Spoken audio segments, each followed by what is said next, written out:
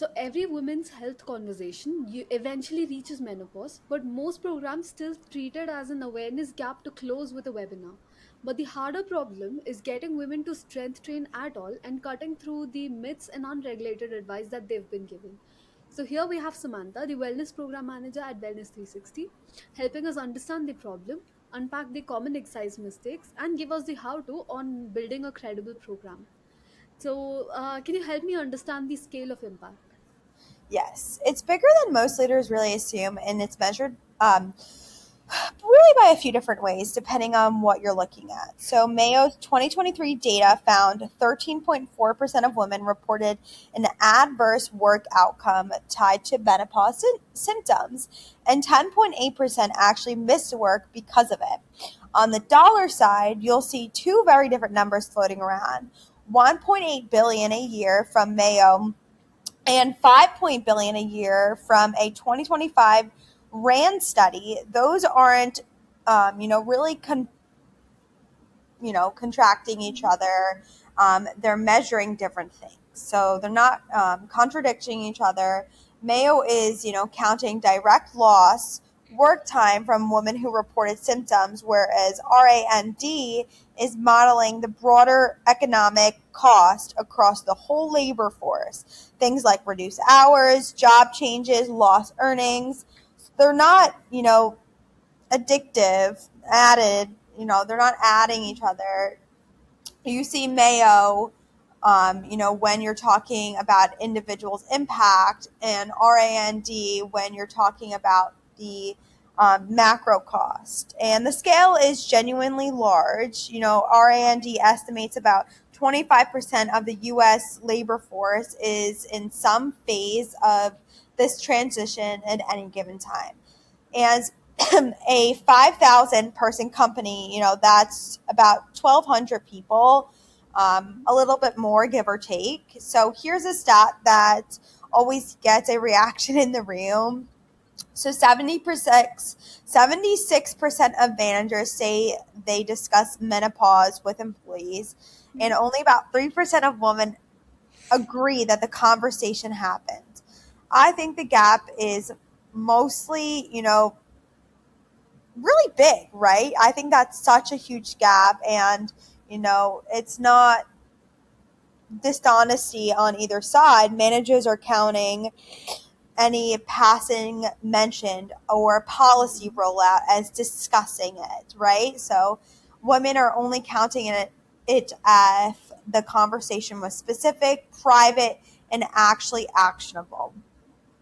And there's the access problem underneath it all. KFF found only 4 to 13% of firms have actually vendor support in place, and only 11% of women even know their benefits exist in the first place. So that's a really big gap we're seeing. So honestly, before we talk about building anything new, awareness has to come first. There's no point in even building supply when no one knows it's there. Makes sense. So, coming to that individual who's supposed to know all of these benefits exist, what is the single most common exercise mistakes that you see in women over 40? The number one mistake I see is doing more instead of doing it smarter. People hit a plateau and their instinct is to add volume when they actually need to train differently. Underfueling is a huge one, and it hides very well. Someone eating a salad and doing, tempo runs, and they come to me maybe exhausted. They're not recovered, plateaued despite in a calorie deficit, and they assume it's hormonal. And a lot of times it's just not fueling enough, right? Maybe they do need to eat more. Telling someone to eat more is genuinely hard. It's a hard conversation to have. And I want to be clear, if it's any, history of disordered eating, that conversation has to be handled, clinically, not by, maybe a health coach. So you have to bring in, maybe a registered dietitian, or maybe, mental health counseling in there. But honestly, the biggest issue isn't bad training, it's no training. Only 23.8% of women between 45 and 64 are meeting basic strength training guidelines. So before we get into that nuance, protein, training, cycle syncing, we need people doing the basics. So progressive overloading consistently. So for women who are already fit, the mistake flips. They Mhm. add volume and, instinctively without progressive overload or real recovery. So for that group, a coach's job is often a subtract, not an add. And I don't have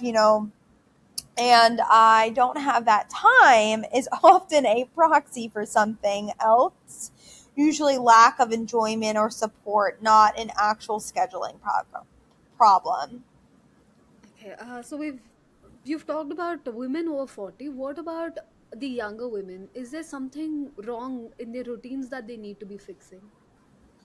Under 1 in 4 women between 45 to 64 are really doing strength training at all. I think for younger women, especially kind of linking back to that progressive overload and strength training, I think more women under 45 need to be doing that, right? They need to really build out muscle.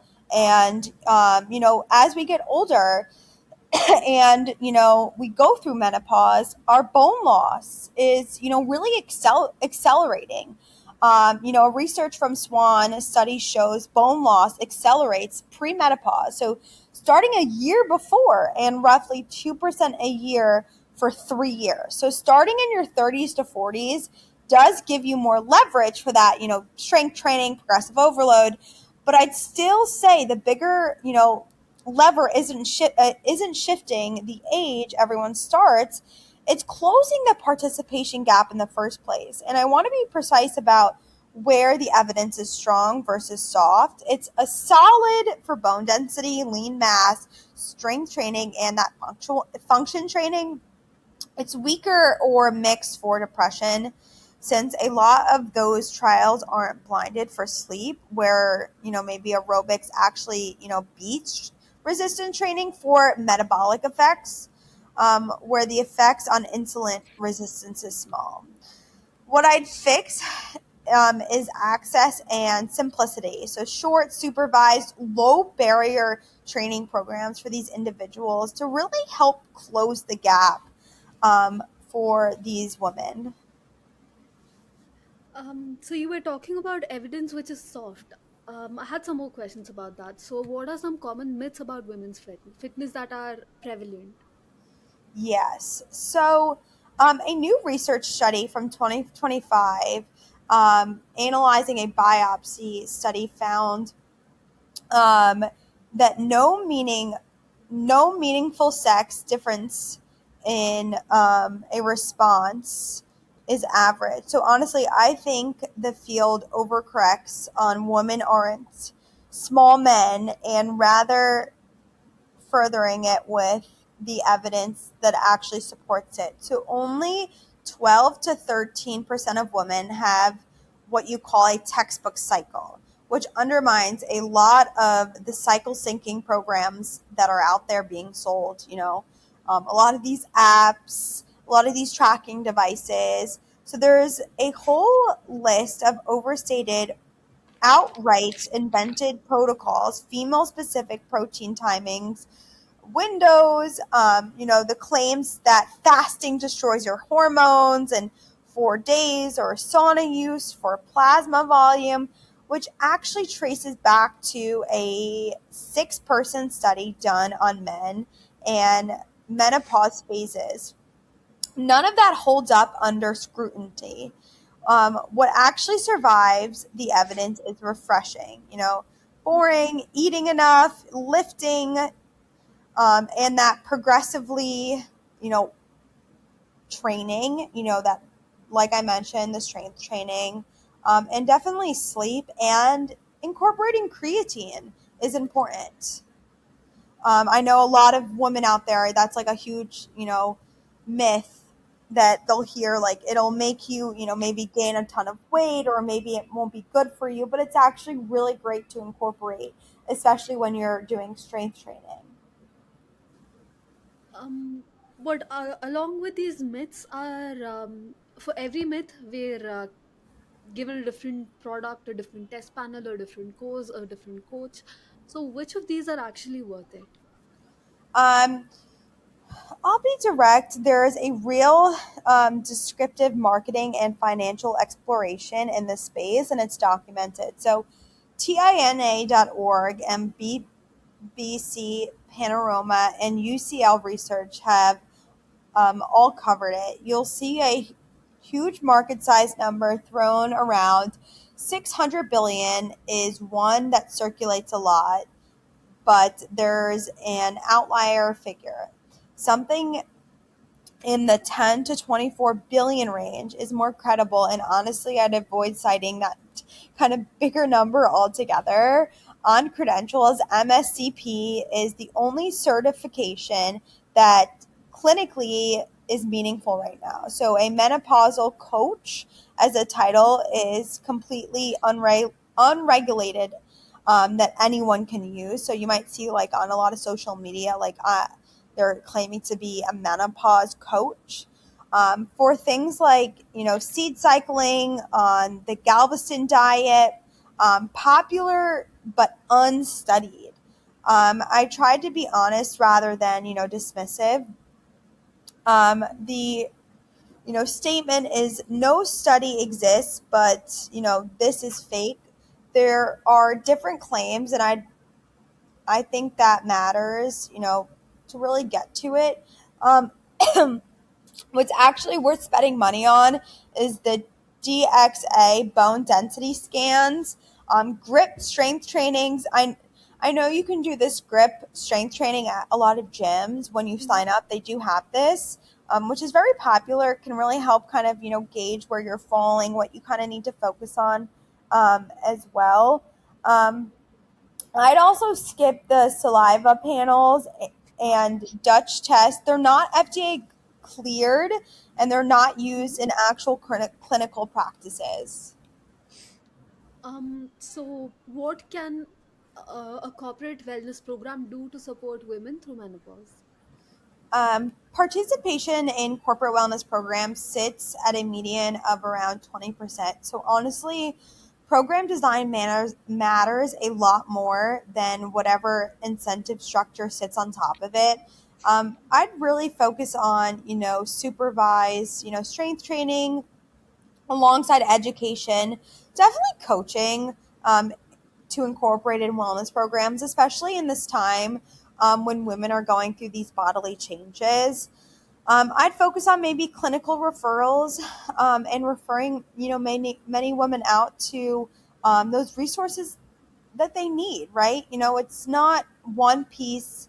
It's really building a whole program that can help sustain these benefits for women. Definitely providing education. I think a huge thing to incorporate in wellness programs is providing, a lot of strength training, meditation, type of videos that women can have to maybe do at their desk or do at their home. I think is really important to incorporate in wellness programs.